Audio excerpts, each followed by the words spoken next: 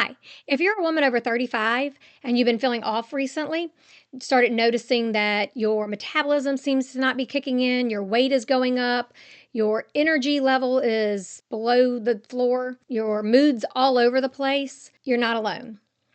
A lot of times women don't realize that perimenopause can actually go on for anywhere between 2 to 10 years, which means that perimenopause actually starts having symptoms earlier than most people realize.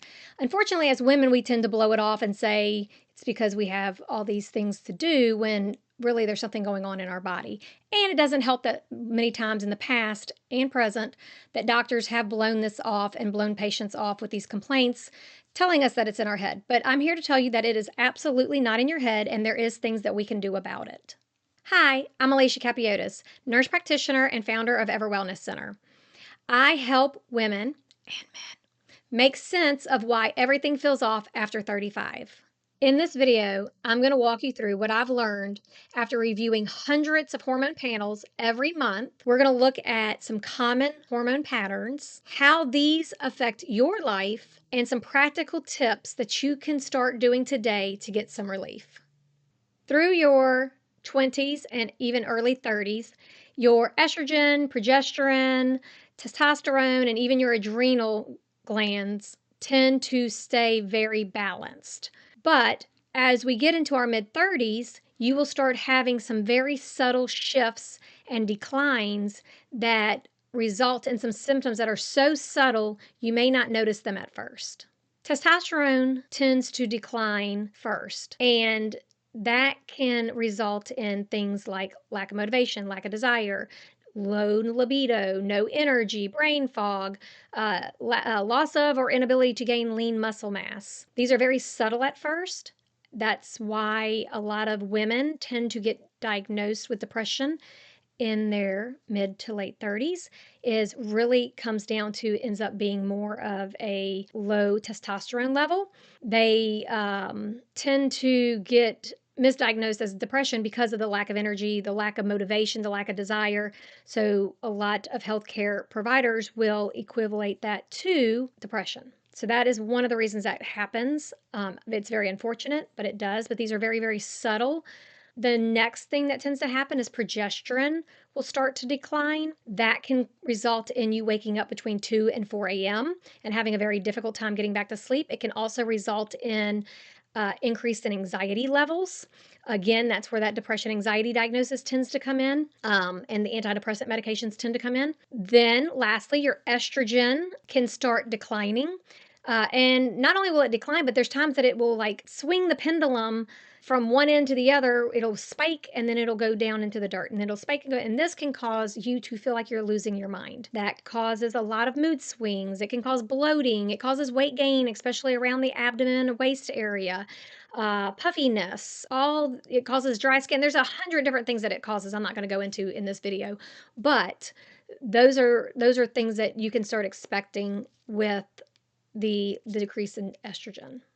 So, how are we different? We are different because traditional medicine is going to use their traditional reference ranges, which are very large in size, very, very large ranges there. They use healthy and as well as unhealthy individuals in the population to determine what that average should be. We go by functional medicine ranges, and that is a much more narrow lab range, and that is based on optimal ranges. And that looks at your healthy individuals and where people are when they are their healthiest and where they feel their best and they are optimal per se.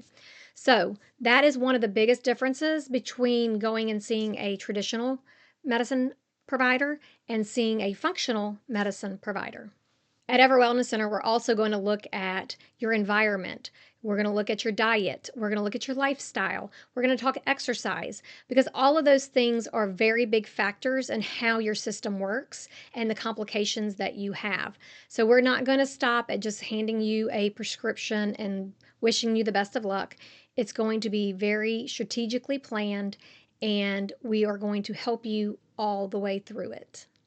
All right, so now we are going to get into some practical steps that you can start today to give yourself some relief for any of these symptoms related to hormones that you've been experiencing.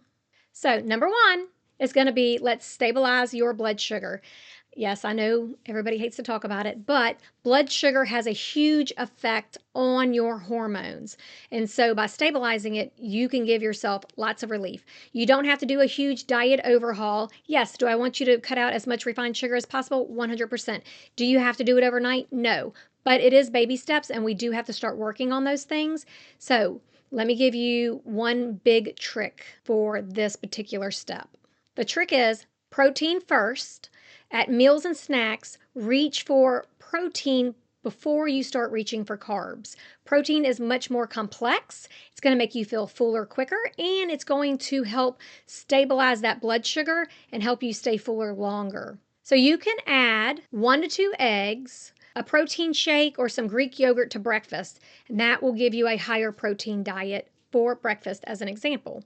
You can also add chicken, beans, lentils to your lunch as a way to increase that protein. And you can pair fruit with nuts or cheese to increase the protein in the snack. So, steady blood sugar is going to help give you more energy. It's going to decrease some of the estrogen swings that happen. It's going to help stabilize that progesterone some. That should hopefully help those 2 to 4 a.m. awakenings. Also, by eating green, leafy, crunchy vegetables, it will help detox all of the used estrogen from your body, which also will help with some of those swings and keep that healthy, renewed estrogen being utilized instead of some of that old, dead, I hate to use that word, but old zombie estrogen that needs to be cleared out. All right, so number 2 is going to be cortisol. That's something I didn't get into with this video, and I'm going to make a video just on cortisol because I see so many issues with cortisol every single day, especially in my women. But I don't want that could be a whole nother, that could be a 5-hour video. So just to say, let's stabilize the cortisol doing some really simple like neuro reset. So we're talking about meditation, journaling, yoga, doing anything that kind of calms that system down. There's some really great supplements as well that I'm not going to go into at this very moment, but lots of good things that we can do because cortisol tends to steal away the testosterone, which in turn affects your estrogen and can cause both of those to be much lower than they would be naturally. So, by stabilizing and protecting that cortisol and that adrenal system, you are in turn balancing and helping your hormone system. All right, so number 3 is going to be you can add some magnesium to your bedtime routine. I usually tell women anywhere between 200 to 400 milligrams. Make sure that when you pick up magnesium from a supplement store that you are looking at the directions on the back. If it says on there that it's 200 milligrams of magnesium per serving and you have to take 2 of those capsules. If you only take 1, you're only going to be getting 100 milligrams of that. That's a big mishap that tends to happen quite often. So looking at the serving size and how many milligrams is super important. But adding magnesium, especially magnesium glycinate, to your bedtime routine can help improve your sleep as well as keep your bowels moving. Normally, that's a big issue with my women over the age of 35. And a lot of women over the age of 35 tend to be deficient in their magnesium levels. So this is usually going to be like a win-win. So it would be very not nice of me if I don't mention that you could also add some magnesium-rich foods into your diet. So those would be things like pumpkin seeds, dark chocolate, spinach. They all have a good amount of magnesium in them, and you can add those very easily to your diet. All right, so we're at number 4, and that is going to be to add a 10 to 15-minute walk after your biggest meal, which is usually for most people dinner. For some people, it is their lunch.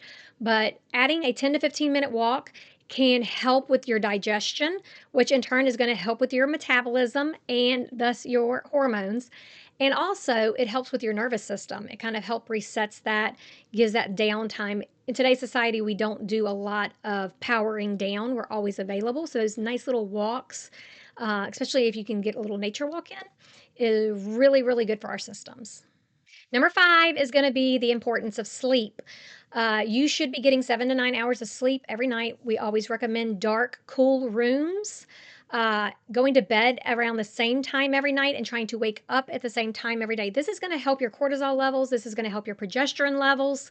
And it's going to help your overall feeling of feeling good. Like nobody feels good when they're tired because they didn't get a good night's rest.